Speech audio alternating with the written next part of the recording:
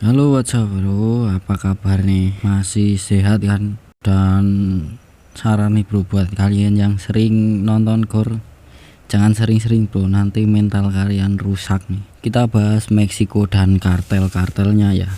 Meksiko dan kartel narkoba merupakan dua kata yang sudah melekat dan akan selalu teringat di benak mereka yang tahu sisi gelap dari Meksiko ini. Dan Meksiko merupakan negara yang terkenal sebagai sarangnya kartel narkoba ya bro. Kartel narkoba adalah organisasi yang mengatur penjualan dan peredaran narkoba, dan mereka tumbuh subur di negara-negara Amerika Utara atau Amerika Selatan, termasuk Meksiko ini. Menurut The Guardian, kartel narkoba di Meksiko sebagai pemberi lapangan kerja terbesar untuk para warganya yang menganggur, karena menurut mereka tak ada pilihan kerja lain ya. Ya emang untungnya gede, gajinya juga gede ya, tapi resikonya gede juga. Dan kalau kalian belum tahu, banyak pejabat dan polisi korup di negara itu, maka tak heran negara ini memiliki kriminalitas yang tinggi. Kok kayak di Konoha bang? Oh apa iya, para pejabat dan polisi korup tidak segan-segan menerima imbalan atau sogokan dari para kartel. Taulah fungsinya untuk memuluskan bisnisnya. Menurut Council on Foreign Relations, kartel narkoba di Meksiko punya kekuatan pendanaan yang besar. Selain itu, kartel narkoba di Meksiko juga berafiliasi dengan partai politik. Merubah duet maut ini. Mereka menggunakan sejumlah keuntungan untuk menyuap partai politik yang ada di Meksiko. Yang hal ini kemudian membuat mereka punya kekuatan politik yang besar untuk mempengaruhi kebijakan pemerintah Meksiko, terutama menyangkut soal peredaran narkoba. Kok mirip di Konoha ya bang? Kalau di Konoha apa ya? Undang-undang apa itu?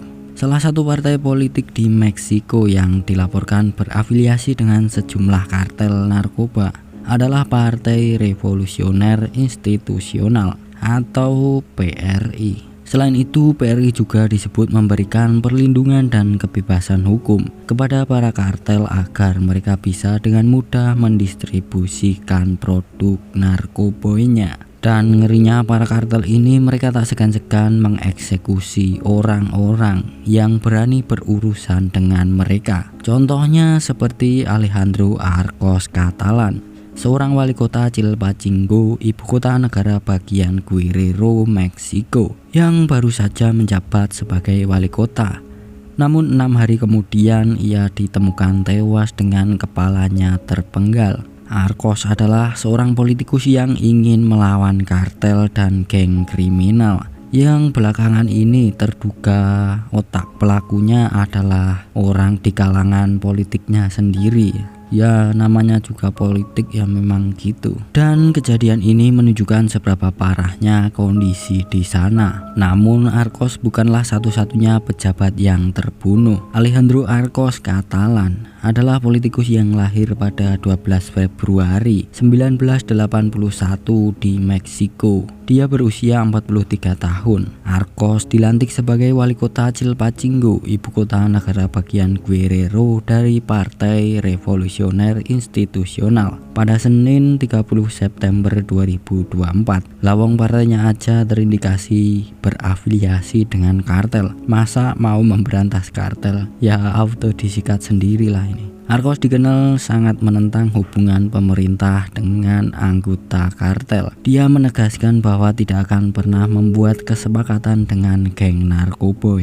Dan menurut surat kabar lokal Meksiko yaitu Reforma yang mengutip dari sumber pemerintah federal, melaporkan bahwa Arcos telah bertemu dengan anggota kartel Los Ardilos, yaitu kelompok kriminal yang aktif di negara bagian Guerrero, beberapa jam sebelum kematiannya. Kejadian ini adalah cara yang digunakan anggota kartel untuk mengirimkan sebuah pesan, yaitu sebuah pesan ancaman. Dan kalian yang penikmat gore udah tahulah pesan-pesan kayak gini. Pembunuhan politikus bukanlah hal yang baru di Mexico City. Baru-baru ini menjelang pemilihan umum hampir 40 kandidat telah dibunuh. Dan menurut analis keamanan di Mexico City yaitu David Suecedo, ia menyatakan bahwa itu adalah tindakan narkoterorisme yang dimaksudkan untuk menimbulkan ketakutan di kalangan pejabat dan masyarakat luas.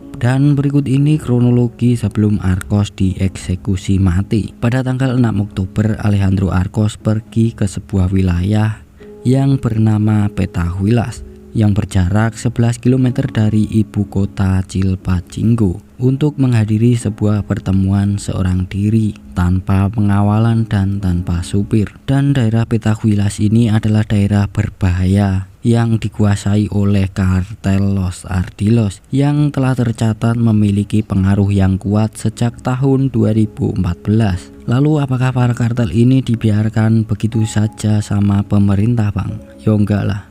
Dan berikut ini usaha pemerintah Meksiko untuk memberantas para kartel, yaitu Guerra contra el Narco atau perang terhadap kartel narkoba di Meksiko yang dimulai pada 11 Desember 2006. Pada bulan Desember 2006, Felipe Calderón mengambil alih jabatan sebagai presiden Meksiko yang baru, yang kemudian membuat keputusan berani untuk secara langsung menghadapi organisasi-organisasi narkoba yang telah terus-menerus memperoleh kekuasaan selama masa jabatan pendahulunya. Calderón mendeklarasikan perang 8 hari setelah mengambil alih kekuasaan. Ia memulainya dengan mengirimkan pasukan ke negara bagian asalnya, yaitu Michoacán. Karena tidak adanya lembaga penegak hukum sipil yang jujur dan profesional, Calderón menugaskan militer sebagai pemimpin dalam perang melawan narkoba. Saat itu Calderón mengerahkan sekitar 6.500 tentara angkatan darat Meksiko ke Michoacán untuk mengakhiri kriminalitas dan peredaran narkoba di sana. Tindakan ini dianggap sebagai pengerahan besar-besaran pertama pasukan pemerintah melawan para kartel. Jumlah korban tewas resmi operasi melawan kartel ini pada 11 Desember 2006 sampai 30 November 2012 tercatat setidaknya berjumlah kurang lebih 60.000 orang. Ingat, itu yang tercatat resmi ya bro, belum termasuk lebih dari 27.000 orang menghilang atau bisa diculik oleh kartel bahkan militernya sendiri. Namun perang ini bukan hanya melawan kartel narkoba, tetapi juga melawan hak asasi manusia, karena militer mulai menangkap para warga sipil yang terduga berafiliasi dengan para kartel. Kalau dibandingin sama Indonesia, kasus apa ya ini? Dan ini bagaikan pedang bermata dua. Perang ini dianggap gagal karena pasar obat-obatan terlarang masih terus berlanjut. Lalu apakah hasil dari perang ini, Bang? Dikutip dari The Guardian, 25 dari 37 bos kartel dalam daftar paling dicari Calderón telah tertangkap dan dipenjara, lalu kemudian diekstradisi ke Amerika Serikat atau dibunuh. Admin juga nggak tahu. Meskipun tidak semua tindakan ini telah dibuktikan secara independen ya bro, atau dikonfirmasi. Kemudian lebih dari 110.000 ton kokain telah dimusnahkan dan hampir 180.000 hektar lahan marijuana dan bunga popi dihancurkan selama masa jabatan Calderón. Pada 1 Desember 2012, kepemimpinan Calderón diambil alih oleh Presiden Enrique Pena Nieto. Kebijakan Calderón sebagian besar tetap utuh di bawah kepemimpinan Enrique Pena. 101 dari 122 capo paling dicari dalam pemerintahan telah tewas atau ditahan. Dan sekali lagi, Tidak semua kematian dan penahanan yang dilaporkan telah dikonfirmasi secara independen, bro. Kemenangan terbesar dan kesalahan paling memalukan di bawah kepemimpinan Enrique Pena adalah bermain tangkap lepas dengan Joaquin El Chapo Guzman, yaitu pemimpin kartel Sinaloa. Namun pada tahun 2018,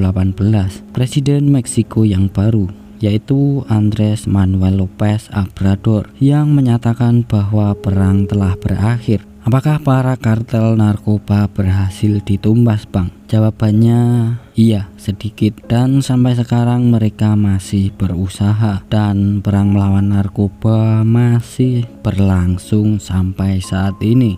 Oke bro, selanjutnya enaknya mau bahas apa ini? El Chapo atau perang melawan narkoba ini atau apa ya? Bisa komen-komen di bawah. Oke, terima kasih, jangan lupa like dan subscribe-nya bro.